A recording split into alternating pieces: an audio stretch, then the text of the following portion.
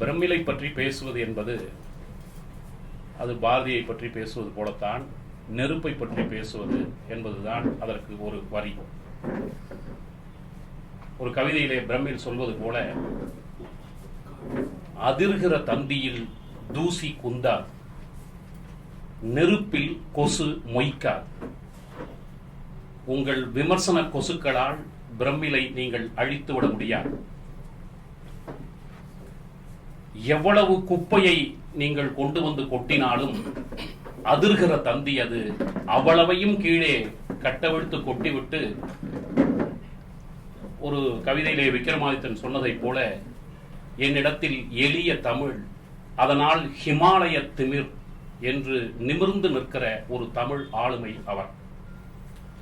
நமது சிறுபத்திரிகை சூழலில் நிலவுகிற சாதியவாதத்திற்கும் நமது கலாச்சாரத்தில் புறையோடி கிடக்கிற மொன்னைத்தனங்களுக்கும் எதிரான ஒரு வலிமையான எதிர்ப்பு குரலினுடைய குறியீடுதான் பிரமிழ்.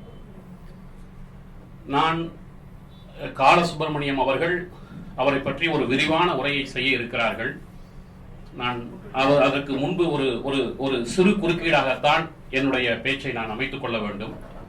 நாங்கள் வழமையாக இந்த கூட்டத்தை நடத்துகிற போது பேசப்படுகிற அந்த கவிஞருடைய ஏதாவது 2 கவிதைகளை 3 கவிதைகளை உங்கள் முன்பு வைப்பேன். அதற்கு பிறகு பேச வந்திருக்கிற பேச்சாளரை பற்றி ஒரு சில வார்த்தைகளை சொல்ல வேண்டும். அதுதான் என்னுடைய வேலை. அந்த வகையில் பிரமிழை பற்றி நான் பேசுகிற போது எல்லோருக்கும் தெரிந்த ஒரு கவிதை, அது உண்மையிலேயே ஒரு காவியம். காவியம் என்று தலைப்பு கொடுக்கப்பட்டதனால் மட்டுமல்ல, அது எத்தனை முறை எத்தனை பேர் பாராட்டின பிறகும் கூட புதிதாக புதுக்கவிதை உலகுக்கு வந்து படிக்கிற ஒருவனுக்கு அது ஏற்படுத்துகிற அதிர்வு இன்றும் ஆச்சரியகரமான ஒரு அதிர்வை ஏற்படுத்தி கொண்டிருப்பதை பார்க்கிறோம். சிறகிலிருந்து பிரிந்த இறகு ஒன்று காற்றின் தீராத பக்கங்களில் எழுதி செல்கிறது ஒரு பறவையின் வாழ்வை என்று பிரமிழ் எழுதிய அந்த கவிதைக்கு அவரே ஒரு சரியான அடையாளம். அவர் வாழ்ந்து முடிந்த வாழ்க்கை என்பதும் அப்படிப்பட்ட ஒரு வாழ்க்கை தான். ஒரு பறவையினுடைய வாழ்க்கை அது.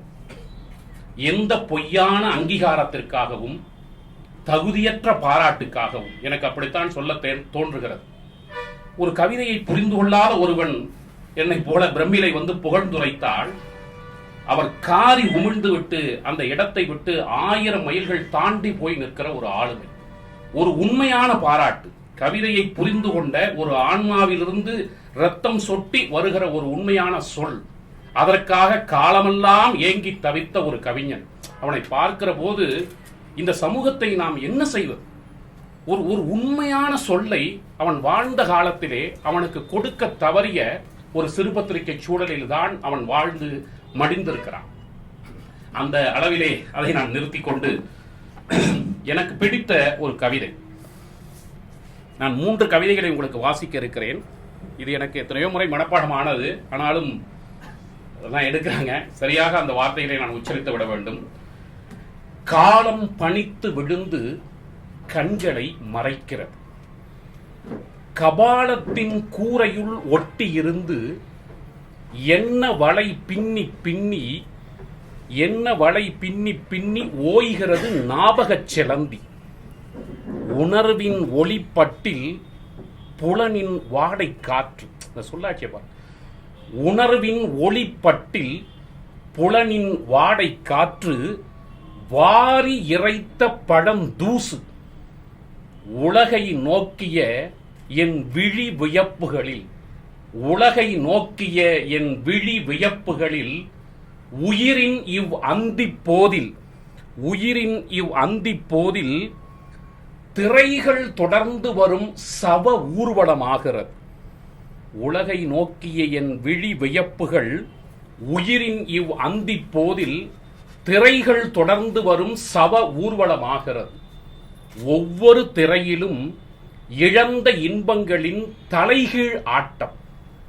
அந்தியை நோக்குகிறேன், கதிர்கொல்லிகள் நடுவே ஏதோ எரிகிறது, ஒன்றுமில்லை பருதி பிணம். கதிர்கொல்லிகள் நடுவே ஏதோ எரிகிறது, ஒன்றுமில்லை பருதி பிணம். சூரியனை பிணமா பார்க்கிற ஒரு பார்வை.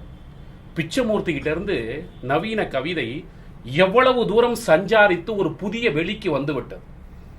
விடியலை நீங்கள் பார்க்கிற போது பருதி புணர்ந்து படரும் விந்து என்று ஒரு கவிஞன் எழுதுகிற போது நவீன கவிதை அதன் உச்சத்தை பிரம்மிலிடத்திலே ஒரு வகையில் அடைகிறது என்று சொல்ல வேண்டும்.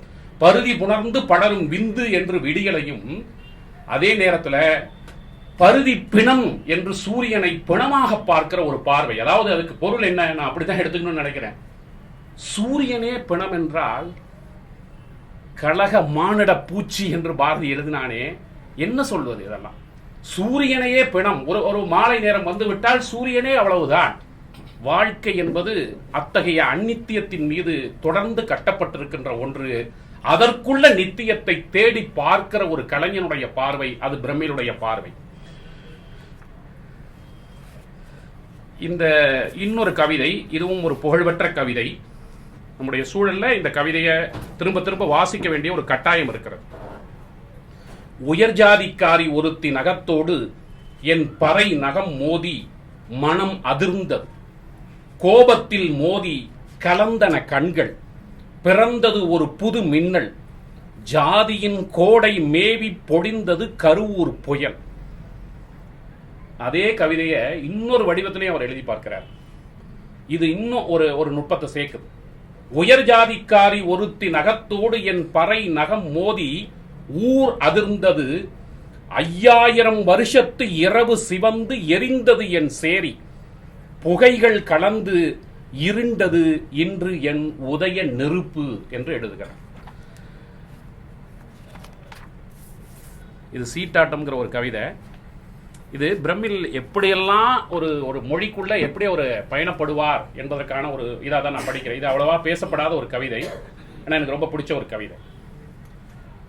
டெட் கார்டு போட்டு டிக் அடித்தால் 25 பாயிண்ட் என்றது ஆட்டத்தின் ரூல்ஸ் எழுதிய பலகை. பாபிலோனுக்கும் உஜ்ஜயினிக்கும் சைதாப்பேட்டை ஜாபர்கான் சந்துக்கும் டெட் கார்டு விழுகிறது. அசூர் பணிப்பால் சூரியனிடம் பெற்றது எத்தனை பாயிண்ட்? சினாய் மலையின் தீவிரல் மோசஸுக்கு கொடுத்தது 10. மாசிடோனிலிருந்து தக்ஷசீலம் வரை குதிரை குளம்பொலியில் அலெக்சாண்டருக்கு அடித்து விழுந்தன எகிப்து, பாரசீகம், இந்தியா. Tick tick tick. மாசிடோனிலிருந்து தக்ஷசீலம் வரை குதிரை குளம்பொலியில் அலெக்சாண்டருக்கு அடித்து விழுந்தன எகிப்து, பாரசீகம், India. Tick tick tick. Dealer card போட்டு எடுத்து கொடுக்கும் வரை எடுப்பவருக்கு 25 பாயிண்ட் என்றது மீண்டும் பலகை. நவ மார்க்சிய காந்திய கோலத்தில் ஆரம்பித்து சினிமாவின் அரசியல் ஸ்டார் வரை, சைதாப்பேட்டை சிவவிஷ்ணு கோயில் சுவரை ஜாபர்கான் சந்து முட்டி நிற்கும் எல்லையில் குப்புற விழுந்தன முகங்கள். பிடரிகளின் இருளில் பேதங்கள் ஏதுமில்லை. எட்டி எடுப்பவருக்கு புரட்டி பார்த்த முகம் தன் முகம். அதன் பரப்பில் எதிர்முனைகளாய் வியூகம் வகுத்து விரிகிறது குருஷேத்திரம். ஒரே முகத்துக்குள் இருக்க போகிற கோடானு கோடி முகங்கள். ஒரே முகத்துக்குள் இருக்க போகிற கோடானு கோடி முகங்கள். ஒவ்வொன்றின் ஊடேயும் உருள்கிறது உருவற்ற திகிரி. அதன் வாய் வழியே பேரொளி ஒன்று கர்ஜித்து கூவிற்று, நானே காலம். பதிலுக்கு பலகை கிரீச்சிட்டது. ஆடும்போது ராங் டயலாக் கொடுக்கப்படாது. காலசுப்பிரமணியம் அவர்களை பற்றி சொல்வதாக இருந்தால், நான் சொல்வது கொஞ்சம் மிகையாக இருக்கலாம். அது மேடை ஒளிவாங்கி இருப்பதனால் கூட நேரலாம். என்றாலும் என்னுடைய இதயத்தின் உண்மையிலிருந்து தான் நான் அந்த வார்த்தைகளை உச்சரிக்க விரும்புகிறேன். 30-35 வயதுகளில் இருந்த பாரதியை தன்னுடைய 20களில் இருந்த ஒருவன் எம் தமிழ்நாட்டின் தவப்பயன் என்று அவனுடைய கவிதைகளை தொகுத்து வெளியிட்டான். பரளி சூழ் நெல்லையப்பர் என்பது அவரது பெயர். இன்றைக்கு அவர் பெயராலே நடத்தப்படுகிற ஒரு பள்ளி யார் எடுத்துக் கொள்வார்கள் என்று தெரியாமல் மூடப்பட்டிருப்பதை பார்க்கிறோம் குரோம்பேட்டையிலே. பெரியார் ஈவேராவினுடைய எழுத்துக்களை, எங்கெங்கோ சிதறி கிடந்த எழுத்துக்களை ஆணைமுத்து என்ற அந்த பெரியவர் தொகுத்து நமக்கு அளித்திருக்கிறார். ஒரு மறுவாசிப்புக்கு காரணமாகி இருக்கிறார். அப்படி உண்மையிலேயே காலசுப்பிரமணியம் அவர்கள் இல்லை என்றால் இப்படிப்பட்ட ஒரு புத்தகம் அது வந்த காலத்தில் வந்திருக்குமா என்பது ஒரு பெரிய கேள்விக்குறிதான்.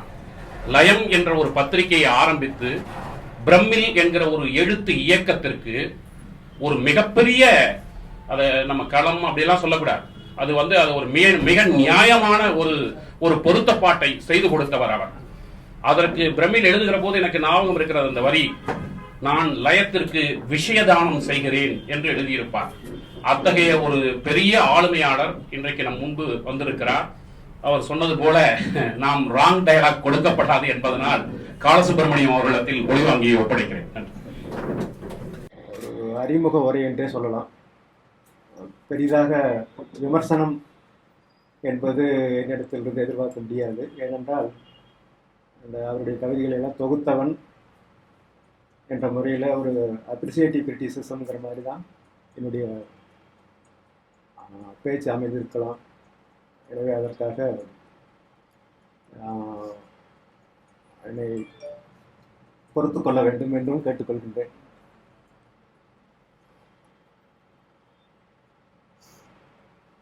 பிரமிழ் பெரும்பாலும் இங்கே இருக்கக்கூடியவர்களில் சிலருக்கு நன்றாக அறிமுகமானவராக இருக்கலாம். பல பேருக்கு அவரை பற்றி அதிகமாக தெரிந்திருக்க வாய்ப்பில்லை என்று நினைக்கின்றேன். எனவே கொஞ்சம் அவரை பற்றிய அறிமுகத்தோடு இந்த நிகழ்வை நடத்தலாம் என்று நினைக்கின்றேன். பிரமிழ் ஒரு கவிஞராக, அதே இணையான தளத்தில் ஒரு விமர்சகராக தமிழில் சிறுபத்திரிகை வட்டாரத்தில் அறியப்பட்டவர். இது போக அவரிடம் வேறு திறமைகளும் இருந்தன. குறிப்பாக சொல்லப்போனால் தமிழ் படைப்பாளிகளில் பல பரிமாணங்களை கொண்டவராக விளங்கியவர். இவர் ஒன்றிரண்டு பேர்களில் இவர் ஒருத்தர் என்று சொல்லலாம். ஆரம்பத்தில் இவர் ஒரு ஓவியராகத்தான் தன்னை முன்னிறுத்திக் கொண்டார். ஓவியத்தில் தான் சிறு வயதில் ஆரம்பித்தார். பிறகுதான் எழுத்து பத்திரிகைகளை எழுத ஆரம்பித்த பிறகு அவர் தன்னை எழுத்தாளராக ஆக்கி கொண்டார் என்று சொல்லலாம். அந்த ஓவிய திறமை என்று சொல்லக்கூடியது இலங்கையிலே இருந்த போதே ஓரளவுக்கு நிறைவடைந்து விட்டது என்று சொல்லலாம். தமிழகம் வந்த பிறகு அது அவ்வளவாக வெளிப்படவில்லை. அதே மாதிரி களிமண் சிற்பங்கள் போன்றவற்றை செய்வதிலும் மிக திறமையாளராக இருந்தார்.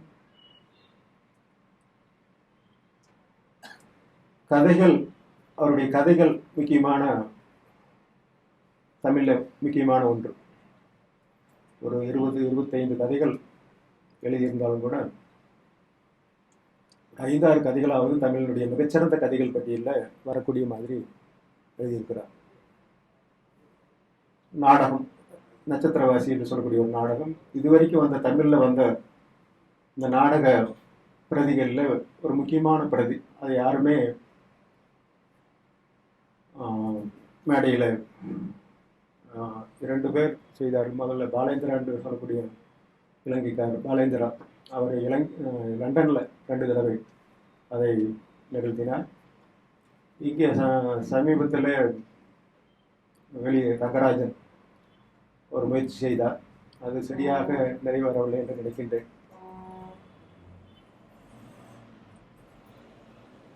இது போக மொழிபெயர்ப்புகள் நிறைய செய்திருக்கிறார். அறிவியலில் அவருக்கு ஆர்வம் அதிகம். எனவே அது சம்பந்தமாகவும் நிறைய கட்டுரைகள் எழுதியிருக்கிறார். அது தனி ஒரு தொகுப்பாகவே நான் வெளியிட்டிருக்கிறேன். எல்லாவற்றையும் விட அவருடைய ஆன்மீக விஷயங்கள் என்று சொல்லக்கூடியது அவருக்கு ஆரம்ப சிறு வயதிலிருந்து தொடர்ந்த அந்த ஆன்மீக ஈடுபாடுங்கிறது ஒரு முக்கியமான ஒன்று. இந்த படைப்பை விட முக்கியம் பெற்றதாக அவருக்கு அந்த விஷயம் தான் இருந்திருக்கின்றது. இரண்டாம் பட்சமாக தான் படைப்பு. இருந்தாலும் தன்னுடைய அந்த படைப்பு ஆளுமையை அவர் தொடர்ந்து உணர்ந்து அதை வழிநடத்தி சென்றிருக்கின்றார் என்றுதான் சொல்ல வேண்டும். இந்திய மரபு சார்ந்த சாஸ்திரங்கள், ஆன்மீக விஷயங்கள் போன்றவர்கள் எல்லாம் மிகுந்த ஆய்வும் படிப்பும் ஆராய்ச்சியும் உடையவர்.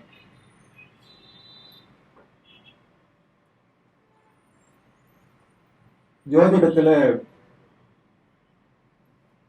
மிகுந்த திறமை என்று என்ன சொல்லலாம், ஜோதிடத்தில் ரொம்ப ஈடுபாடு, அதை பற்றின நிறைய ஆய்வுகளை செய்திருக்கிறார். நியூமராலஜியில் ரொம்ப முக்கியமான ஒரு தினந்தோறும் ஒவ்வொரு மணி நேரமும் அந்த நியூமராலஜியினுடைய இது அவர்களோட கூடவே இருந்து கொண்டு ஒன்று. நிறைய பேருக்கு தெரியும், அவர் எழுதக்கூடிய ஒவ்வொரு படைப்பும் ஒவ்வொரு பேரில் வரும், ஒரே பேரில் வந்ததே கிடையாது. ஆரம்பத்திலிருந்து ஒரு கவிதையை எழுதி அடுத்த கவிதை வர்றபோது அந்த கவிதையில் அந்த பேரில் சில எழுத்துக்களாவது மாறி இருக்கும்.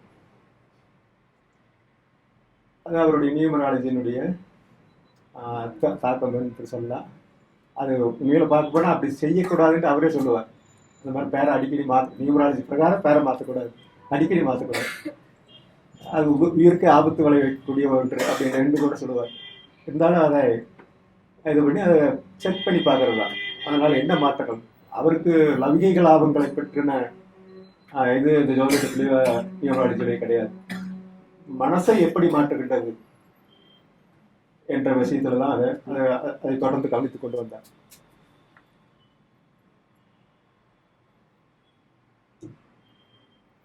இப்படி பல பரிமாணங்களுடைய அவர் குறிப்பாக கவிதையால் அறியப்படுகின்றார். விமர்சனத்தை பற்றிய கவிதையை பெரும்பாலானவர்கள் ஏற்றுக்கொண்டாலும் கூட அந்த விமர்சனத்தை நிறைய பேர்களால் தாக்கு பிடிக்க முடியவில்லை, சகிக்க முடியவில்லைன்னு கூட சொல்லலாம். விமர்சனம் இது வரைக்கும் யாரும் அது மாதிரி செஞ்சிருக்க முடியாத அளவுக்கான கடுமையான ஆழமான விமர்சனம் என்றே சொல்லலாம்.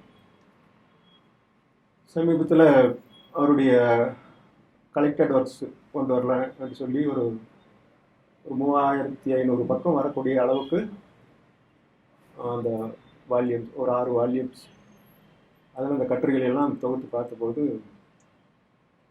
ஒரு 1500 பக்கங்களுக்கு மேல் இருந்தது. அதுபோக பேட்டிகள் மட்டுமே 400 பக்கம். அவரை எடுத்த பேட்டிகள் மட்டுமே 400 பக்கம் உள்ள ஒரு பேட்டி. நான் எடுத்த பேட்டியே 200 பக்கம், மற்றவர்கள் எடுத்த ஒரு 100 பக்கம் பேட்டி. இந்த மாதிரி ஏராளமாக எழுதியிருக்கிறார். அசுர வேகத்தில் எழுதக்கூடியவர், எந்த நேரம் என்னங்கிறதெல்லாம் கேட்ட உடனே எழுதி கொடுக்கக்கூடியவர். சில கவிதைகளை கூட அந்த மாதிரி இருக்கு. இப்போ இதில் இருக்கிற கவிதைகளை பார்த்தீங்கன்னா டெல்லியில் உட்காந்து ஒரு 2-3 நாட்கள் எழுதப்பட்டது அந்த கண்ணாடி ஒன்று என்ற தொகுப்பாக வந்த மிகச்சிறந்த கவிதைகள் அடங்கிய ஒரு தொகுப்பு. அவருடைய சிறந்த கவிதைகளாக சொல்லக்கூடிய நிறைய கவிதைகள் அந்த கண்ணாடி ஒன்றுங்கிற தொகுப்பில் இருக்கின்றது. அது 2 நாள் 3 நாள் உட்காந்து டெல்லியில் உட்காந்து எழுதின கவிதைகள் தான். பிற்காலத்தில் ஒரு 3 மணி நேரத்தில் ஒரு 30 கவிதை எழுதினார், விமர்சன கவிதைகள் மாதிரி.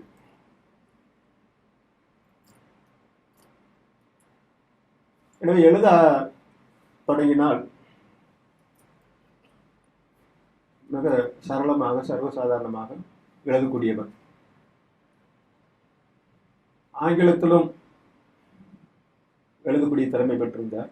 ஆரம்ப காலத்தில் 2-3 நாவல்கள் முழுதாக எழுதி பிறகு அதை அழித்து விட்டார்.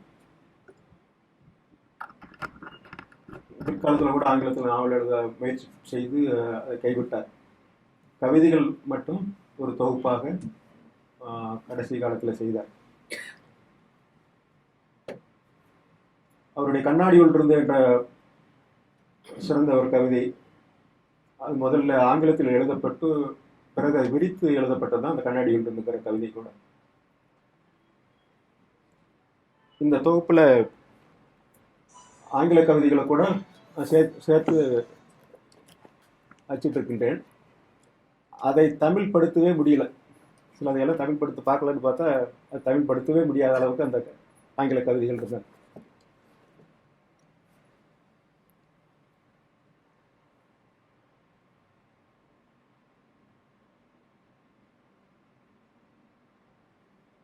பெரிய அவருடைய தொகுப்பு என்று சொன்னால், அவருடைய கவிதைகள் அடங்கிய தொகுப்பு, நம்முடைய பெரும்பாலான கவிஞர்கள் பார்த்தீங்கன்னா யாருமே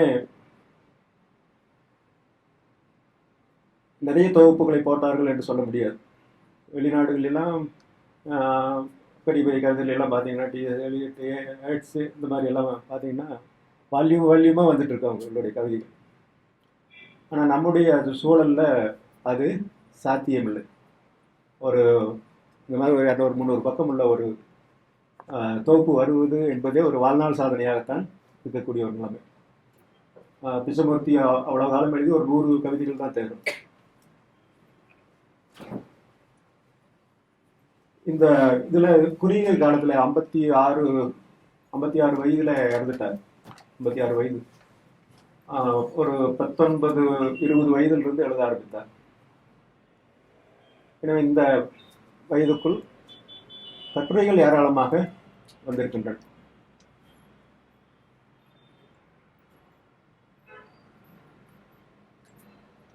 இந்த இவர் இலங்கையில் உள்ள திருக்கோணமலையில் பிறந்தவர் என்று உங்களுக்கு பெரும்பாலும் தெரிந்திருக்கலாம். திருக்கோணமலையில் ஒரு சாதாரண ஒரு குடும்பம், ஒரு ஏழை குடும்பம் தான் சொல்லணும். அப்பா இளமையிலே இறந்து விட்டார். தாயினுடைய அரவணைப்பில் தான் வளர்ந்தார். ஒரு சின்ன ஒரு இடம், அதில் ஒரு 2 குடிசைகள் போட்டு அந்த குடிசையை வாடகைக்கு விட்டு அதில் அந்த வருமானத்தில் வாழ்ந்த ஒரு சின்ன குடும்பம். அநேகமாக அவருடைய தந்தை தாய் 2 பேரும் கலப்பு திருமணம் என்று இலங்கை நண்பர்கள் சொல்லி கேள்விப்பட்டுக்கிறேன். இவர்கிட்ட இருந்த அதையெல்லாம் கேட்க முடியாது. தாய் செட்டியார் அந்த வகையை சேர்ந்தவராக இருக்கலாம், தந்தை சைவ பிள்ளைமார் அந்த வகையை சேர்ந்தவராக இருக்கலாம். 2 கலப்பு.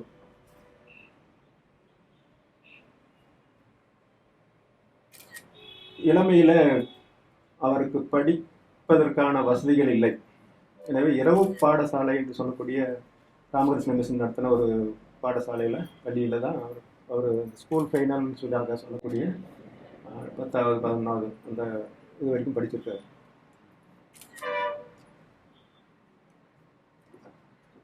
அப்படி படித்த போது 18-19 வயதிலேயே அவர் கவிதை எழுத ஆரம்பிக்கிறார். அங்கே அவருக்கு ஒரு சீனியர், ஒரு வருஷம் முன்னாடி இருந்த ஒரு மாணவர் கையெழுத்து பத்திரிகை ஒன்று நடத்துகிறார், யாழ் என்று சொல்லி. அந்த பத்திரிகையில் இவர் நிறைய சித்திரங்கள் வரைகிறது, கட்டுரைகள், கவிதைகள், அந்த மாதிரி நிறைய அதில் செய்து இந்த 18-19 வயதிலேயே தன்னுடைய திறமையை அதில் காட்டியிருக்கிறார். அதில் வந்த சில கதைகளை கூட நான் தொகுத்து ஒரு சின்ன தொகுப்பாக போட்டுக்கிறேன்.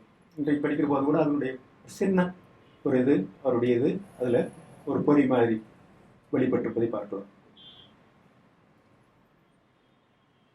சிறு வயதிலேயே இலக்கணத்தில் யாப்பிலக்கணம் கற்றவராக இருந்திருக்கிறார். நிறைய யாப்பிலக்கணத்தில் கவிதைகள் எழுதியிருக்கிறார். எழுத்தினுடைய புதுமைப்பித்தன் மலர் என்று சொல்லக்கூடிய அந்த 3வது 4வது ஒரு மலர் வெளியிட்டார் செல்லப்பா. 59 எழுத்து வெளிவந்த போது ஒரு 3-4 இதழுக்கு அப்புறம் ஒரு புதுமைப்பித்தன் மலர் என்று சொல்லி ஒரு மலர் வெளியிட்டார். அந்த மலர் அவருடைய கைக்கு கிடைத்திருக்கின்றது இலங்கையில். பிறகு தன்னுடைய கவிதைகளையும் கட்டுரைகளையும் கத்தையாக செல்லப்பாவுக்கு அனுப்பிச்சிருக்கிறார். அப்படி வந்த இதுல இருந்து தேர்ந்தெடுத்து 1-2 ஆரம்ப காலத்தில் செல்லப்பா 1960 வெளியிட்டார். முதல்ல ஒரு கவிதையை தான் வெளியிட்டார், நான் என்று சொல்லக்கூடிய ஒரு கவிதை. இன்னைக்கும் கூட அந்த கவிதையை படித்து பார்த்தீங்கன்னா ஒரு பிரமிப்பார். ஒரு சின்ன பையன் அந்த கவிதை எழுதியிருக்க முடியுமாங்கிற மாதிரி இருக்கும். அதில் ஒரு காரைக்கால மேலாளருடைய மாணிக்கவாசகருடைய ஒரு அந்த துணி, பாரதியினுடைய அந்த உக்கரம் எல்லாமே சேர்ந்து அதுக்குள்ள ஒளிப்பதை பார்க்கலாம்.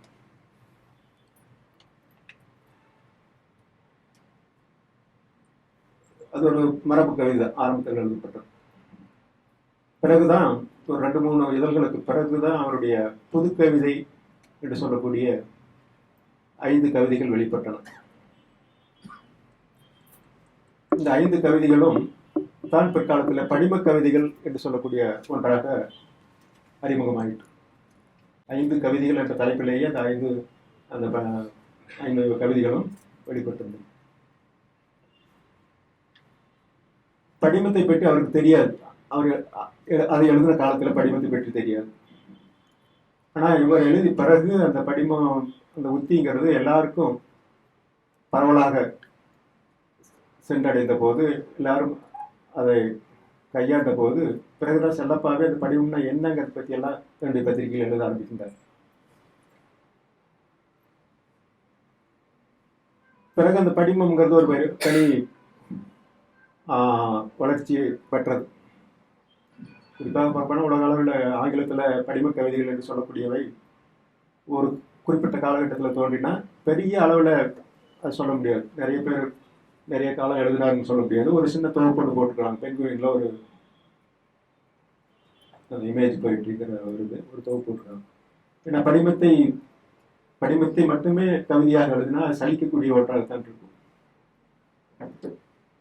நம்ம கவியரங்க கவிஞர்கள் அந்த படிமத்தையே வைத்துக்கொண்டு கவிதைகள் பிற்காலத்தில் எல்லாம் சலிக்க எழுதியிருக்கிறார். இந்த படிமங்களுக்கும் அவருடைய படிமத்துக்கு நிறைய வித்தியாசம் உண்டு.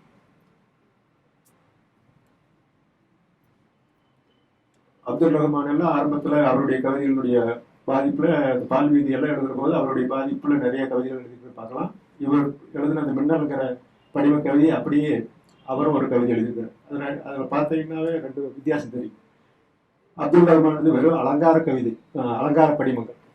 ஒரு தடவை படித்தா அர்த்தம் வழங்கும், அதுக்கு மேலே அதில் ஒன்றும் இல்லை. முதல்ல படிக்கிற போது ஒரு நல்ல பிரமிப்பான ஒரு அர்த்தம் கிடைக்கும். அதுக்கு மேலே 2வது படிக்கிற போது அதுக்கு மீறின இது அதுக்குள்ளே எதுவும் இருக்காது.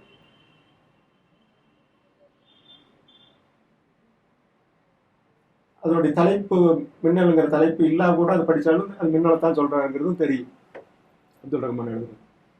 ஆனால் இவர் அதே மின்னலை பற்றி எழுதியிருக்கிற கவிதையை படித்தால் அந்த தலைப்பை எடுத்துட்டா கவிதை புரியாது. கவிதை எதை பற்றின கவிதைங்கிறதே தெரியாது.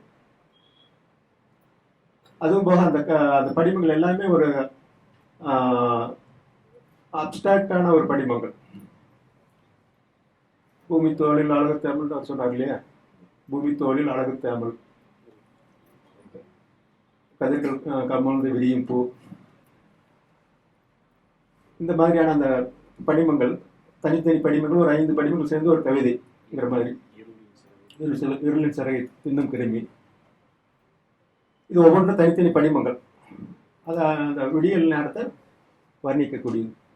அதே மாதிரி இந்த மின்னலை பற்றி நான் இது குறிப்பாக சொல்ல போனால் ககனப்பறவை நீட்டும் அழகு, ககனப்பறவை நீட்டும் அழகுங்கிறார் மின்னல். இதுக்கு என்ன அர்த்தம்? பலரும் பலவிதமாக அர்த்தம் சொல்லிக்கலாம். இந்த குருவி கூட்டிலிருந்து சின்ன குஞ்சுகள் தன்னுடைய வாயை திறந்து கத்துற மாதிரி, இது எப்படி மின்னலுக்கு உவமையாகுங்கிறதெல்லாம் சொல்ல முடியாது.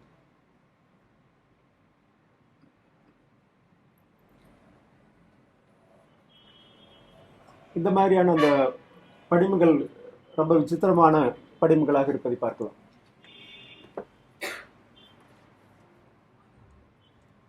ஒவ்வொரு தடவை படிக்கிற போது வேறு வேறு அர்த்தங்களை தரக்கூடிய படிமங்களாக அவை இருந்தன. அவரே ஒரு 5-6 கவிதைகள் தான் படிம கவிதைகள் என்று எழுதியிருக்கிறார். பிறகு எல்லாம் அவருடைய கவிதைக்குள்ள படிமங்கள் வரும். பொய்டிக் இமேஜ்னு சொல்லக்கூடிய அந்த படிமங்கள் அந்த இடையில மிடைந்து வரக்கூடிய மாதிரி தான் இருக்கும். படிமம் கவிதை என்று தனியாக யாரும் அவர் எழுதவே இல்லை. ஆனால் அவருக்கு பேர் படிம கவிஞர்னு பேர் வச்சுட்டாங்க.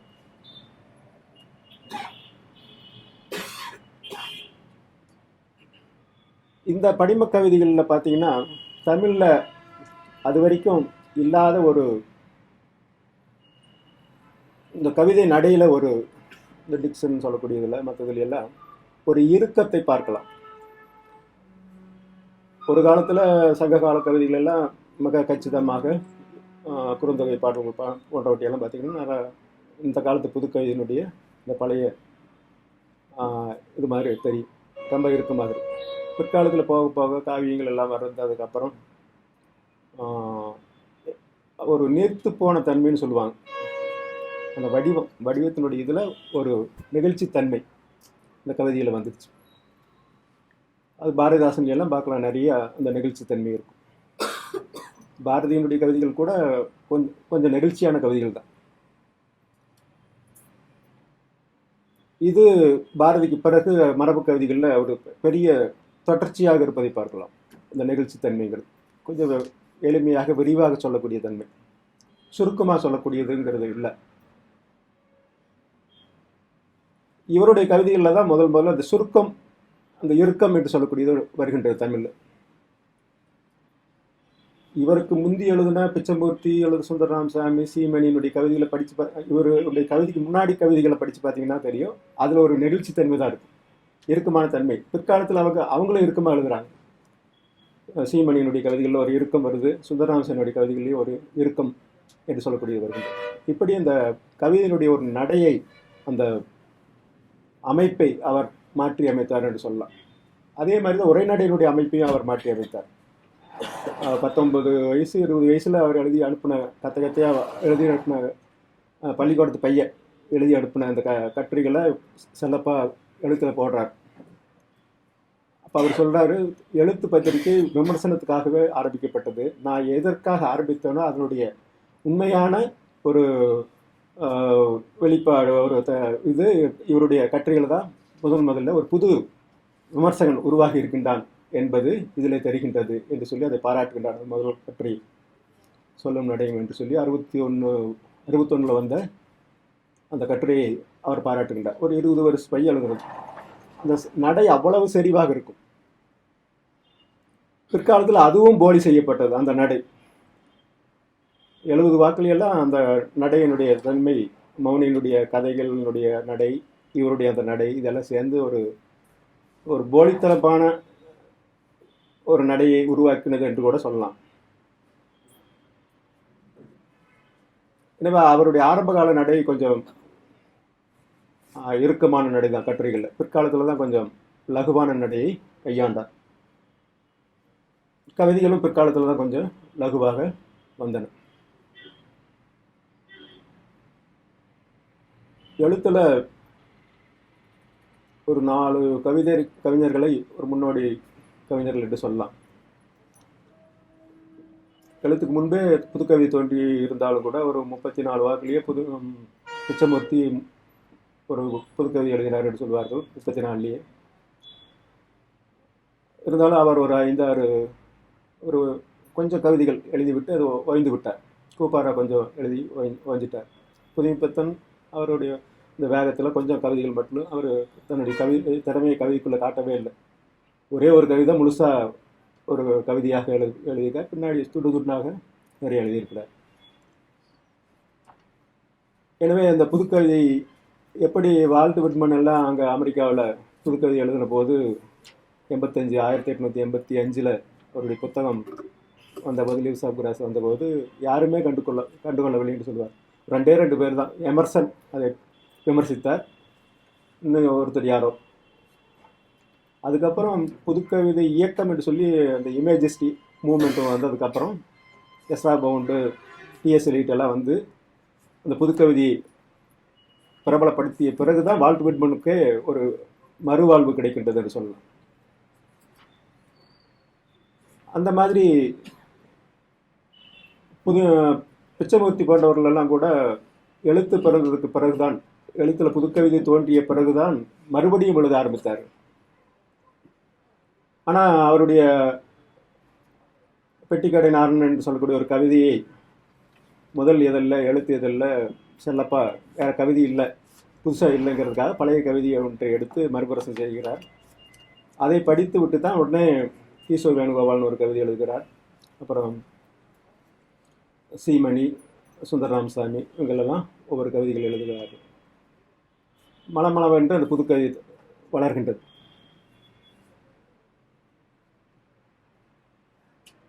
அது வரைக்கும் இல்லாத வளர்ச்சி திடீரென்று அதுக்கான சூழல் உருவாகி இருந்த காரணமாக இருக்கலாம் வருகின்றது.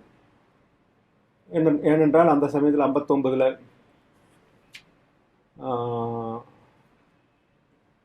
திராவிட இயக்கத்தினுடைய அண்ணாதுரை போன்றவர்களுடைய கவிதைகள் கூட உருவாகிவிட்டன என்று சொல்லலாம். பேராசிரியர் சீனிச்சாமி அதை பற்றியெல்லாம் எழுதியிருப்பார்.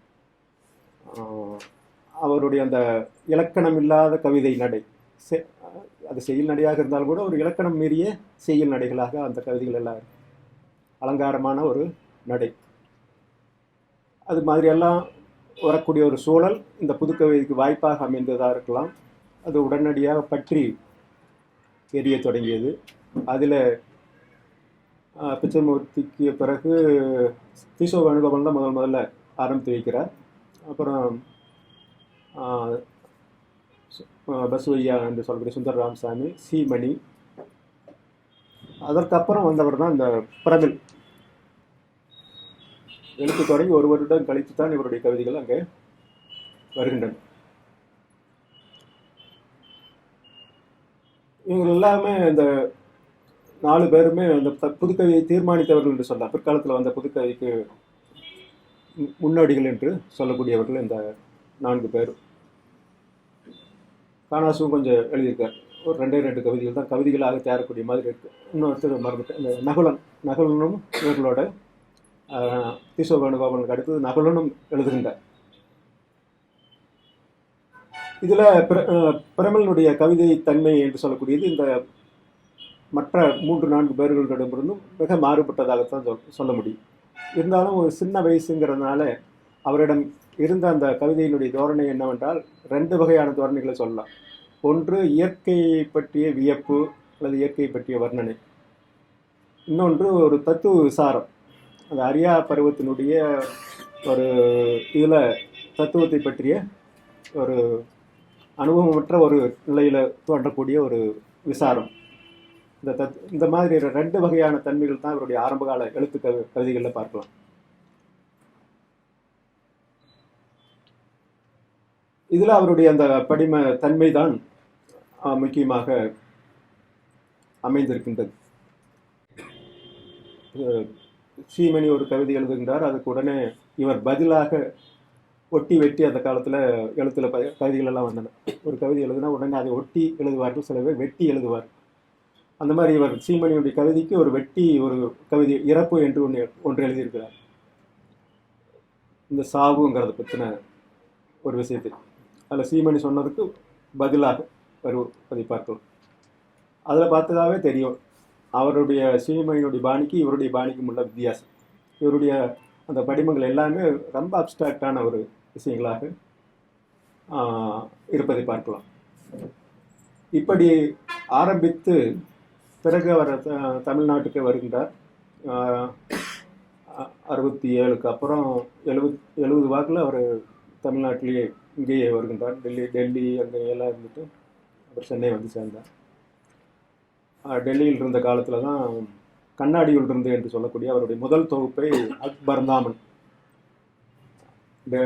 சேலத்தில் அந்த பத்திரிகையில் வெளியிட்டார். ஒரு சின்ன தொகுப்பாக அந்த காலத்தில் ஒரு விசித்திரமான ஒரு நீல சைஸில் ஒரு தொகுப்பு. அது அவருடைய 2வது காலகட்ட கவிதைகள் என்று சொல்லலாம். அதில் தான் இந்த கண்ணாடியுள்ளிருந்து என்று சொல்லக்கூடிய டபுளிங் அப் என்று சொல்லி ஒரு ஆங்கிலத்தில் எழுதின ஒரு சிறு கவிதையை விரித்து அவர் ஒரு குறுங்காவியம் என்று அதை போட்டிருக்காங்க. குறுங்காவியம் என்று சொல்ல முடியாது, ஒரு நெடுங்கவிதை என்று சொல்லலாம். அதை எழுதினார். அதில் பார்த்தீங்கன்னா தமிழில் அது வரைக்கும் வராத ஒரு சொற்சேர்க்கை, இந்த பொய்டிக் டிக்ஷன் சொல்லுவாங்க, அந்த மாதிரியான விஷயங்கள் எல்லாம் அதில் வந்திருப்பதை பார்க்கலாம். அதில் சொல்லப்பட்ட விஷயங்களை புரிந்து கொள்வதற்கு கூட நமக்கு சில அடிப்படைகள் வேண்டும். அவர் இஸ் ஈக்குவல் டு MC ஸ்கொயருக்கு ஒரு கவிதை எழுதியிருக்கிறார். அது சில சமயத்தில் இந்த BA பாடத்திட்ட சிலபஸ்லேயே வச்சுட்டு எல்லா பேராசிரியர்களும் அது என்ன ஒன்றும் புரியலையேன்ட்டு ஃபோன் பண்ணி பண்ணி கேட்பாங்க இது என்ன தான் இருக்குன்ட்டு. ஏன்னா அது அந்த இயற்கை ஃபிசிக்ஸ் தெரியலன்னா அது அந்த கவிதையவே புரிஞ்சிக்க முடியாது. அந்த மாதிரி இதில் இந்த கண்ணாடி ஒன்றுங்கிறதுல இந்த கண்ணாடிங்கிற ஒரு இமேஜை பற்றின வெளிநாட்டினுடைய அந்த சிம்பலிசம், அவங்களுடைய இது எல்லாமே தெரிஞ்சிருந்தா அதை புரிஞ்சுக்கிறதுக்கு இன்னும் கொஞ்சம் இதாக இருக்கும். அது எல்லாமே புரிஞ்சுக்கலாம், ஆனால் அது தெரிஞ்சிருக்கணும்.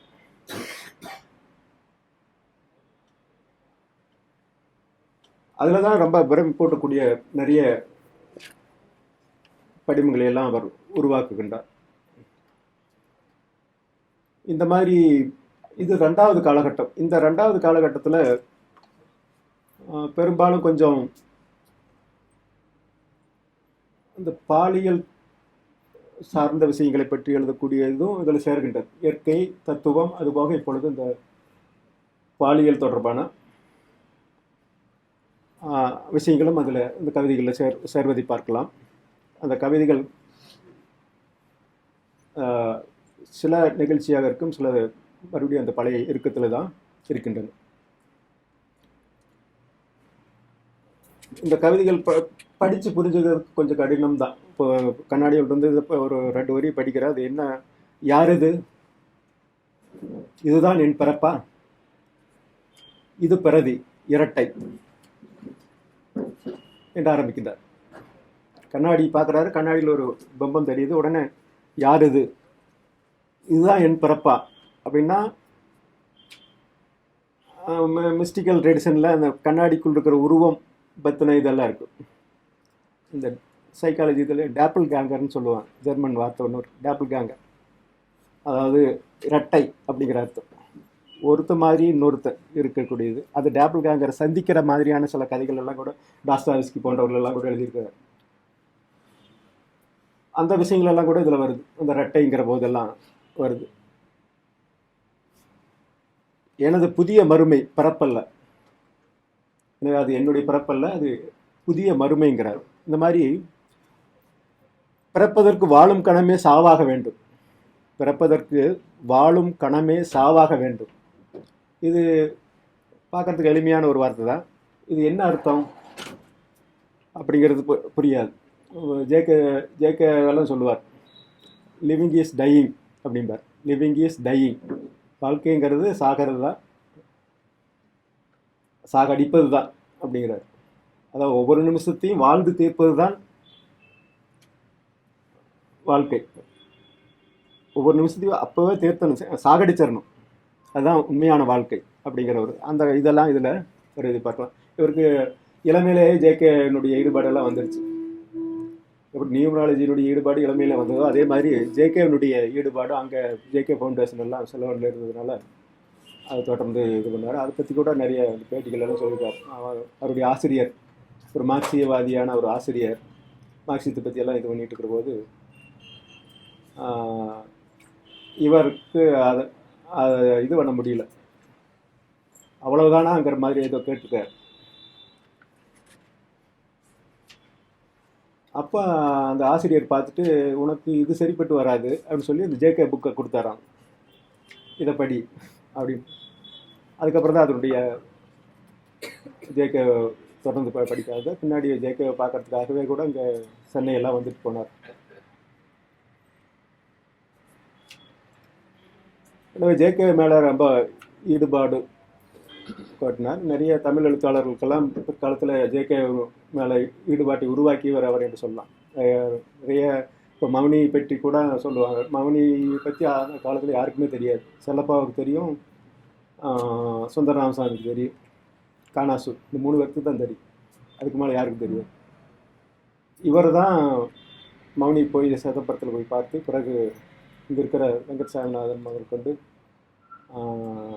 பெரிய ராமகிருஷ்ணன், முத்துசாமி, பிஆர் சச்சிதானந்த் போன்ற எல்லாத்தையும் கொண்டு போய் அவர் அந்த மௌனியிட அறிமுகப்படுத்தி வைத்தவர் என்றெல்லாம் சொல்லுவார்.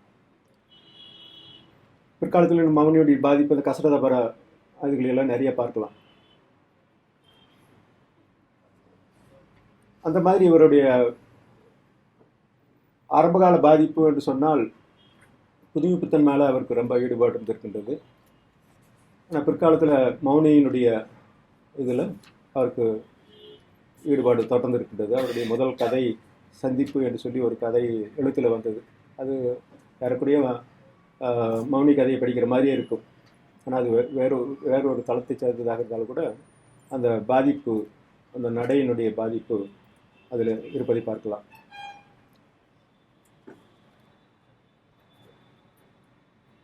எனவே ஏராளமாக எழுத்தில் விமர்சன கட்டுரைகள் தான் நிறைய எழுதிட்டார். ஒவ்வொரு இதழிலும் ஒரு கட்டுரை சிலப்போ தொடர்ந்து போட்டுக்கொண்டே இருந்தார். அவர் ஏதாச்சும் அனுப்பலைன்னா உடனே பழைய கட்டுரைகளை தூசி தட்டி எடுத்து போட ஆரம்பிச்சிடுவார். அதுக்காக பயந்துட்டு அவர் மறுபடியும் ஒன்று புதுசாக அனுப்பிச்சிடுவார். இந்த மாதிரி பிற்காலத்தில் அவர் அனுப்பாத போது நிறைய சில பழைய கட்டுரைகள் எல்லாம் தேடி பிடிச்சி அப்போ எழுதின கட்டுரைகள் எல்லாம் திரும்ப திரும்ப போட்டிருக்கார். ஒரு பெரிய கவிஞராக செல்லப்பா பிரமலை கருதி இருக்கிறார். அவருக்கு சீமணியும் பிச்சமூர்த்தி மேஜர் பாயிண்ட்னு சொல்லக்கூடியவர்களில் 3 பேருக்கு சொல்லுவார் அவர். அதில் சீமணி அவருடைய காலத்தில் ஒரு பெரிய கவிஞர், நிறைய பாதிப்பை உருவாக்கியவர். பிற்காலத்தில் அவருடைய கவிதைகளினுடைய இது அவ்வளவாக இல்லை என்று தான் சொல்ல வேண்டும். அது அந்த காலகட்டத்தோடு நின்று விட்டது. பிச்சமூர்த்தி அலசி பார்த்தால் ஒரு 7-8 கவிதைகள் தான் தேரும் பிச்சமூர்த்தியினுடைய கவிதைகளில், நல்ல கவிதைகள் என்று சொல்லக்கூடியது. ஆனால் இந்த பிரமல் மாதிரி கவிதை தொகுப்புகள் எல்லாம் பார்த்தீங்கன்னா எதையுமே ஒதுக்க முடியாத அளவுக்கு ஒவ்வொரு கவிதையும் ஒரு முத்த அல்லது மணிங்கிற மாதிரி இருப்பதை பார்க்கலாம். பிற்கால கவிதைகளில் இந்த அதிரடி கவிதைகள் மட்டுமே அது தற்கால ஒரு விமர்சனத்தை சொல்லக்கூடிய கவிதைகள்ங்கிற மாதிரி ஒரு 10-20 கவிதைகள் மட்டும் ஒரு மாதிரியான கவிதை. மீதி எல்லாமே பழைய தரத்தில் அமைந்த கவிதைகள் எடுத்து சொல்லலாம். ஒரு காலத்தில் அது ஒரு பெரிய இதாச்சு, இவருக்கு கவிதை எழுத அந்த இதெல்லாம் போயிடுச்சு, எனவே இந்த அதிரடி கவிதைகள் எழுத ஆரம்பிக்கிறாருங்கிற மாதிரி எல்லாம் ஒரு இது பண்ணாங்க. உண்மையில் பார்க்க போனால் அவர் ஒரு நாள் உட்காந்து ஒரு 3 மணி நேரத்தில் ஒரு 30 கவிதை எழுதி கொடுத்தார். இந்த எங்கேயோ பெங்களூரு எங்கேயோ போயிட்டு வந்தேன், அங்கே இருக்கிற உங்கள் கவிதை புரியவே மாட்டேங்குதுங்க, சலிச்சுக்கிறாங்க என்று சொல்லிவிட்டு புரிகிற மாதிரி ஒரு கவிதை எழுதுனா எப்படி எழுத முடியும், விக்ரமார்த்த மாதிரி எழுதுறம்பான்னு சொல்லிட்டு உட்காந்து எழுதினார். அப்படி எழுதப்பட்ட அந்த 30 கவிதைகள் தொடர்ச்சியாக ஒரு 5 வருடம் அந்த கவிதைகள் அங்கங்கே வந்து கொண்டே இருந்ததுனால அவர் தொடர்ச்சியாக அதுதான் எழுதுறாருங்கிற மாதிரியான ஒரு பிம்பம் ஏற்பட்டது. அந்த 30 கவிதை எழுதிட்டு கடைசியில் பொறுக்க முடியாமல் அவரே ஒரு கவிதை எழுதினார், தெற்கு வாசல் என்று சொல்லி. அந்த கவிதை தான் அவருடைய சிறந்த கவிதைகள் ஒன்று. அவருடைய கவிதைகள் சிறந்த கவிதைகள்னு சொல்லி ஒரு 2-3 கவிதைகள் சொன்னால் அதில் தெற்கு வாசல் என்று சொல்லக்கூடிய அந்த கடைசியாக எழுதின ஒரு கவிதையை சொல்லலாம். இந்த கவிதைகளில் இந்த அர்த்தம், அந்த கவிதையை அர்த்தப்படுத்திக் கொள்வதுங்கிறதுல தான் நிறைய சிக்கல்கள். அவர் சொல்லுவார், எப்பவுமே கவிதையை படித்தா அந்த அந்த நீரோட்டமான நீரொழுக்கு போன்று ஒரு கடைசியில் வந்து முடியணும், இடையில எந்த தடங்களும் இருக்கக்கூடாது. அவருடைய அந்த காலத்தில் யாப்புனுடைய இது இருந்ததுனால என்னமோ தெரியல, பிற்காலத்தில் எழுதின எல்லா கவிதைகளும் கூட அந்த சீர் எல்லாம் பிரித்து இது பண்ணி பார்த்தீங்கன்னா அந்த யாப்பினுடைய ஒழுங்கு இருந்து கொண்டே தான் இருக்கும். இன்னும் அதில் எதுகமான இருக்காது, அவ்வளோதான். யாப்பினுடைய அந்த தன்மை தொடர்ந்து இருக்கும். யாப்பு இல்லாத வசன கவிதைகள் என்றே சொல்லியே அவர் தனியாக எழுதுகிறார். அவருக்கு இந்த ஓசை ஒழுங்கு, கவிதையோடு பிறக்கக்கூடிய இந்த ஓசை ஒழுங்குல ரொம்ப கட்டுப்பாடு உண்டு. அது இல்லாத அவர் கவிதையாக ஏற்றுக்கிறது இல்லை. வெறும் வசனத்தை எழுதிட்டு ஒரு கவிதைன்னு சொல்கிறதையெல்லாம் அவர் நிராகரிக்கிறார். காணாசுவேலாம் அந்த மாதிரி செஞ்சார். வெறும் வசனத்தை எழுதிட்டு அது கவிதைன்னார். கவிதைங்கிற பேரில் அந்த வசனத்தை போட்டால் அதுக்கு உடனே அது கவிதையாகாதுங்கிற மாதிரி சொல்லுவார். காணாசுவனுடைய கவிதையிலேயே ஒரே ஒரு கவிதை அவர் உண்மையில் கவிதையாக எழுதியிருக்காரு என்று எல்லாம் கூட சொல்லுவார். தரிசனம் என்று சொல்லி ஒரே ஒரு கவிதை அவர் கவிதையாக வந்திருக்கு, அவரை மீறி வந்திருக்கு என்று சொல்லுவார். மீதியெல்லாம் வெறும் வாசனம். அது மாதிரி நகுலன் எழுதுனது, பிற்காலத்தில் எழுதுன பூராமே நாங்கள் ஆட்டோமேட்டிக் ரைட்டிங்கிற மாதிரி வந்ததை எழுதுறது, அதுக்கு நாம் விதவிதமான அர்த்தங்களை கற்பித்துக் கொள்ளலாம்ங்கிற மாதிரியான ஒரு தன்மையும் அவருடைய இதில் வந்துச்சு. அவருடைய ஆரம்பகால கவிதைகள் கொல்லிப்பாவை கவிதைகளெல்லாம் மிக சிறப்பாக பாராட்டுவார். ராஜமாதான்னு ஒரு பத்திரிகை ஆரம்பிச்ச போது கொல்லிப்பாவிங்கிற பேரை இவர் தான் அந்த பத்திரிகை சூட்டினார், அந்த நகலனுடைய கவிதை தலைப்பிலிருந்து எடுத்து. எனவே இந்த அவருடைய அந்த கவிதைகளை புரிந்து கொள்ளக்கூடியதில் நிறைய மற்ற கவிஞர்களுக்கும் இவருக்கும் உள்ள வித்தியாசம் அதுதான். படிக்கிற போது அது ஏதோ புரிகிற மாதிரி இருக்கும், ஏதோ ஒரு வகையான. இன்னொரு தடவை படிக்கிற போது வேறு விதமாக படிக்க, இன்னொருத்தர் வேறு விதமாக சொல்லுவார். அதுக்கு அது சில கவிதைகள் எடுத்து வைத்துக்கொண்டு சில பேர் ஏதோ ஒரு சமீபத்தில் கூட ஏதோ ஒன்று பார்த்தேன், இந்த தவளை கவிதைன்ட்டு ஒன்று எடுத்து வச்சுட்டு இந்த நெட்டில் சில பேர் வியாக்கியானம் செஞ்சுருந்தாங்க. அதில் ஒருத்தர் புத்தர் வரக்கூடாதுங்கிறாரு, என்னென்னமோ சொன்னார்.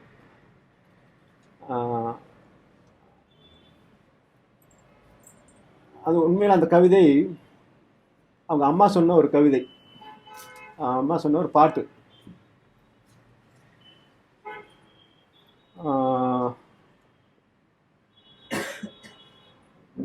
நூறு புத்தரே கோத்தரே தத்தரே பித்தரேன்ட்டு முடியும் அந்த கவிதை. அது ஒரு நாட்டுப்புற பாட்டு. அதில் புத்தர் வர்றார், அது இலங்கைங்கிறதுனால புத்தர் அங்கே வர்றார். எனக்கு வயசு 100 என்றது ஆமாம் ஏனுமோன்னு வரும், அந்த மாதிரி வரிசையை வரும். இந்த மாதிரி அவருடைய கவிதைகள் எப்படி பிறந்தன என்று பார்த்தால் அது விசித்திரமாக இருக்கும். நான் ஒரு சமயத்தில் அடையாறு அந்த பின்னாடி தேசிப்பு சைடுக்கு பின்னாடி இருக்கிற அந்த பீச்சில் இங்கே போயிட்டு இருந்தபோது ஒரு இடத்த காட்டினார். அங்கே அந்த வண்ணத்து பூச்சிகள் நிறைய மோதிக்கொண்டு இருந்தன. காற்று அந்த கடற்காற்று வீசிக்கொண்டிருந்து. அப்போ தான் நினச்சோம், இந்த இடத்துல தான் இந்த கவிதை எழுதியிருக்கிறாருங்கிற மாதிரியான ஒரு இது எனக்கு பிறந்தது. அந்த அவருடைய மிகச்சிறந்த கவிதை என்று சொல்லக்கூடியதில் ஒன்று வண்ணத்து பூச்சியும் கடலும்.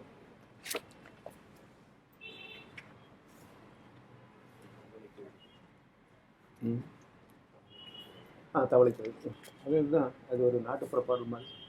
தனக்கு புத்தி 100 என்றது மீன், பிடித்து கோர்த்தேன் ஈர்க்கில். தனக்கு புத்தி 1000 என்றது ஆமை, மல்லாத்தி ஏற்றினேன் கல்லை. எனக்கு புத்தி 1 என்றது தவளை, எட்டி பிடித்தேன். பிடிக்கு தப்பி தத்தி தப்பி போகுது தவளை கவிதை. 100 புத்தரே கோத்தரே, 1000 புத்தரே மல்லாத்தரே கல்லாத்தரே, ஒரு புத்தரே தத்தரே பித்தரே. இது ஒரு அதான் பின்னாடி வந்தது அவங்க அம்மா அந்த காலத்து இஸ்லாமில் சொல்லப்பட்ட ஒரு நாட்டுப்புற பாடல். அதற்கு வியாகியான மாதிரி முன்னாடி அவர் சிலதை எழுதியிருக்கார். அது சில பேர் சொல்லுவாங்க தவளை கவிதைன்னு போட்டதுனால அந்த கவிதையை கெட்டுப்போச்சு அப்படிம்பாங்க. ஆனால் உண்மையில் அந்த தவளை தான் அதுக்கு முக்கியமான, அந்த கவிதைக்கே முக்கியமான ஒரு இது. வண்ணத்து பூச்சியும் கடலுங்கிறது ஒரு அவருடைய முக்கியமான கவிதைகள் ஒன்றுங்கிறதுனால படித்து காட்டுறேன். புரியுறதுலேயும் இப்போ நிறைய சிக்கல்கள் இருக்குது. சமுத்திரக்கரையின் பூந்தோட்டத்து மலர்களிலே தேன்குடிக்கு அலைந்தது ஒரு வண்ணத்து பூச்சி. வேலை சரிய சிறகின் திசை மீறி காற்றும் புரண்டோட கரையோர மலர்களை நீத்து கடல் நோக்கி பறந்து நாளிரவு பாராமல் ஓயாது மலர்கின்ற எல்லையற்ற பூ ஒன்றில் ஓய்ந்து அமர்ந்தது. முதல் கணம் உவர்த்த சமுத்திரம் தேனாய் இனிக்கிறது. இது ஒரு தடவை அப்படியே படித்த ஒரு ஓசை ஒழுங்கோட சென்று கொண்டிருக்கு. அதுக்குள்ள அர்த்தம் என்னங்கிற பார்த்தா தான் அது கொஞ்சம் சிக்கலாக இருக்கக்கூடியதாக இருக்கு. சமுத்திரக்கரையின் பூந்தோட்டத்து மலர்களிலே தேன்குடிக்கு அலைந்தது ஓர் வண்ணத்து பூச்சி. சமுத்திரக்கரை, அங்கே ஒரு பூந்தோட்டம் இருக்கு. மற்ற மலர் தோட்டங்களில் தேன் குடிக்கிறத விட்டுட்டு இங்கே வந்து தேன் குடிக்கிறதுக்காக ஒரு வண்ணத்து பூச்சி அலைகின்றது. இதில் இது உங்களுக்கு தெரியும், இது வண்ணத்து பூச்சி பற்றி மட்டும் சொல்கிறதல்ல, வேறு எப்படி வேணாலும் நம்ம அர்த்தம் எடுத்துக்கலாம். ஒரு எல்லையோர வாழ்க்கையை, ஒரு அபாயமான நிறைந்த வாழ்க்கையை தேர்ந்தெடுத்து கொண்டவன், அவனுக்கு ஏற்படக்கூடியதுங்கிற மாதிரியான இது கூட நம்ம எடுத்துக்கலாம். வேலை சரிய, இங்கே வேலை சரியங்கிறதுல நேரம் வரணும், நேரம் வந்துருச்சு அப்படிங்கிற ஒரு இது இருக்குது. சிறகின் திசை மீறி காற்றும் புரண்டோட, காற்று கரெக்டாக அதை மீறி வருகின்றது. கரையோர மலர்களை நீத்து கடல் நோக்கி பறந்து நாளிரவு பாராமல் ஓயாது மலர்கின்ற எல்லையற்ற பூ ஒன்றில். இங்கே இருக்கிற மலர்கள், இங்கே கடலே ஒரு பூ தான். அது எல்லையற்று மலர்கின்ற ஒரு பூ, எல்லையற்று மலர்கின்ற ஒரு பூ, ஓயாது மலர்கின்ற ஒரு பூ, நாளிரவு பாராமல் ஓயாது மலர்கின்ற பூ. அதில் ஓயாமல் மலர்கின்ற பூவில் ஓய்ந்து அமர்கின்றது இந்த வண்ணத்துப்பூச்சி. இதுவும் அப்படித்தான் நேரடியாக அந்த வண்ணத்துப்பூச்சி கடலில் போகிறதுங்கிற ஒரு இது, வேறு அர்த்தங்கள் அதுக்குள்ளே வர்றது பார்க்கலாம். முதல் கணம் உவர்த்த சமுத்திரம் தேனாய் இனிக்கிறது. இது ஒரு சிக்கலான ஒரு இதுதான். முதல் கணம் அந்த வண்ணத்துப்பூச்சி கீழே விழுது, தண்ணியில் விழுது, இந்த தண்ணி ஒரு முழும் குடிக்குது, சாகுது. முதல் கணம் உவர்த்த சமுத்திரம், பிறகு தேனாய் இனிக்கிறது. இந்த சாவுங்கிறது அங்கே தேனாக உருவாக்கப்படுகின்றது. அதை அவர் இந்த புள்ளிகளே வைக்காம சில பிரிண்ட் பண்ணியிருந்தாங்க பழைய பத்திரிகையில். அப்போ அர்த்தமே வேறு விதமாக வந்தது. நடுவில் நான் ஒரு புள்ளி வச்சுட்டேன், அது அர்த்தம் இன்னொரு விதமாக மாறிச்சு. ஓயாது அமர்ந்ததுங்கிறதுல ஒரு புள்ளி வச்சுட்டு அப்புறம் முதல் கணம் ஒவ்வொருத்த சமுத்திரம் தேனாக இருக்கின்றது. புள்ளி வைக்காமல் இருந்தால் ஓயாது ஓய்ந்து அமர்ந்தது முதல் கணம் அப்படின்ட்டு மாறு. ஓய்ந்து அமர்ந்தது முதல் கணம் உவர்த்த சமுத்திரம் தேனாக இருக்கிறதுங்கிற மாதிரி, அது மாதிரி அர்த்தமே வேறு விதமாக மாறு. இது பார்த்தீங்கன்னா ஒரு சிக்கலான கவிதை தான், ஆனால் மிகச்சிறப்பான. இந்த மாதிரி எழுதுவதற்கு ஒரு சமூக தளம், ஒரு ஆன்மீக தளம் எல்லாமே இருக்கணும். அங்கே எந்த ஒரு கவிஞனும் தமிழில் எழுதப்படக்கூடியதில் ஒரு 2 வகையான தளங்களை தான் நாம் இது பண்ண முடியும். 2 தளங்களுக்கு மேலே கற்பனை பண்ணக்கூடிய கவிஞனை தமிழ்நாட்டில் பார்க்க முடியல என்னால். ஆனால் இவருடைய இதில் இன்னும் வேறு வேறு சில தளங்களை சந்திக்க முடிகின்றதுங்கிறது அவருடைய சிறப்பு. அந்த அதுக்கடுத்து ஒரு நீண்ட கவிதை மண்டபம் என்று இருக்குது, அவருடைய மிகச்சிறந்த கவிதைகள் ஒன்று. அது படித்து பார்த்தீங்கன்னா தெரியும். அதில் அந்த செக்ஸுவல் இமேஜஸ்ன்னு சொல்லக்கூடியது, அதெல்லாம் பிற்காலத்தில் இந்த 2ஆம் காலகட்டத்தில் தோன்றிய அதனுடைய வளர்ச்சியை, உச்சத்தை இந்த மண்டபம் என்று சொல்லக்கூடிய கவிதையில் பார்க்கலாம். இவர் சார் சொன்ன அந்த உயர்ஜாதிகாரி நகத்தோடுங்கிற மாதிரியான கவிதைகள் எல்லாம் வெளிப்படையாக சமூக பிரச்சனையை பற்றி சொல்லக்கூடியது. அதே மாதிரி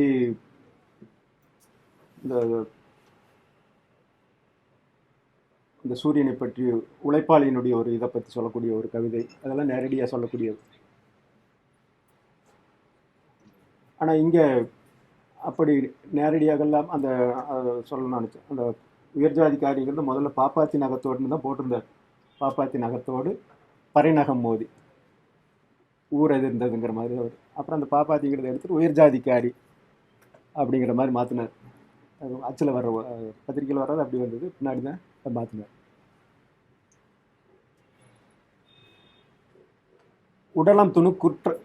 உடலம் துணுக்குற மண்டபச் சுவர்கள் அதிர்ந்து திசையொன்று திறக்கிறது.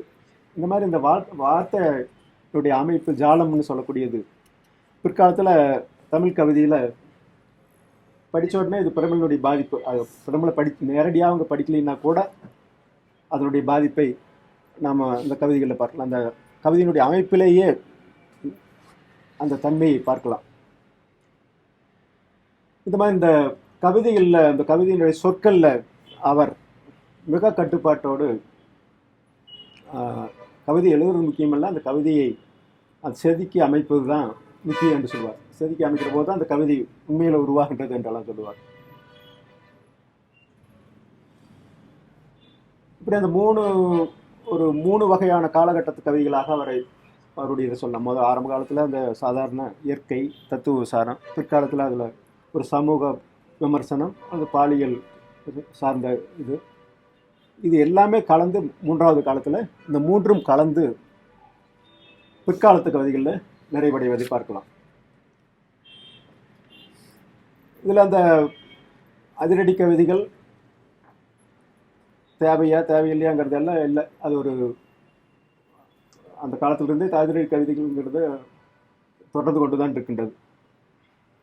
உண்மையில் பார்க்க போனால் அவர் அதிரடி கவிதைகளோட பேரை அவர் வைக்கல, நான் வச்சேன். அவர் சாதாரணமாக தான் எழுதி அனுப்புனார். அதுக்கு ஏதாச்சும் ஒரு தலைப்பு வைக்கணுமேங்கிறதுக்காக அவர் எஸ்ரா பவுனுடைய ஒரு கவிதை ஒன்று மொழிபெயர்த்திருந்தார், அதிரடின்ட்டு மொழிபெயர்த்திருந்தார். சரி, இது ஒரு அந்த விமர்சன கவிதைன்னு வைக்கிறதுக்கு ஒரு மாதிரி இருக்குதுங்கிறதுக்காக அதிரடி கவிதைன்ட்டு வச்சேன். அது பின்னாடி அது ஒரு இது மாதிரி ஆயிடுச்சு. பிற்காலத்தில் அந்த அதிரடி கவிதைங்கிற தலைப்பை எடுத்துட்டு விமர்சன கவிதைங்கிற தொகுப்பில் தான் அந்த புத்தகத்திலாம் சேர்த்தேன். அந்த கவிதைகள் எல்லாம் தற்காலிகத்தன்மை கொண்டது தான். அதில் 1-2 கவிதைகள் அந்த தற்காலிகத்தன்மை மீறி மிகச்சிறந்ததாக இருந்தால்தான் இந்த கவிதை அவருடைய அந்த சிறப்பான கவிதைகளை மட்டும் தேர்ந்தெடுத்து ஒரு தொகுப்பு போட்டபோது அதில் கூட சில அதிரடி கவிதைகள் உள்ளே வந்திருக்கு. ஆனால் அது அதிரடி கவிதைகளாக தெரியாது, கவிதைகளாகவே தெரிகிற மாதிரி தான் இருக்குது.